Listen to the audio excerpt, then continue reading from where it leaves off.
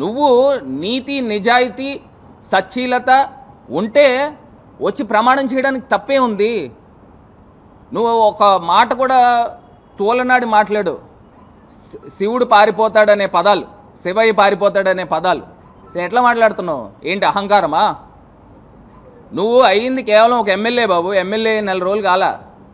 MLA అంటే ఒక MLA 175లో నువ్వు ఒకటివి. నువ్వేదో ఒక సీఎం కిందో డిప్యూటీ సీఎం కిందో మాట్లాడుతూ ఉన్నావు. ఏదో తమరు బఫూన్ ఫేస్ చూసి ప్రజలు ఓట్లేలా. పవన్ కళ్యాణ్ గారి యొక్క చరిష్మాతో నువ్వు గెలిచావు. ఇంకా ఒక రకంగా నేను ఒక అడుగు ముందుకేసి చెప్పాలని అంటే ఈ తెలుగుదేశం పార్టీ వాళ్ళందరూ కూడా ఇప్పుడు మీరు అధికారంలోకి వచ్చారనంటే పవన్ కళ్యాణ్ గారి వాళ్ళని వచ్చారు. ఆయనకి మీరు అందరూ కూడా గుడి కట్టి పూజ చేసుకోవాలి. మీరు ఆయన లేకపోతే మీరేం అధికారంలోకి వచ్చే సందర్భాలు ఏం లేవు. అది మర్చిపోబాకండి.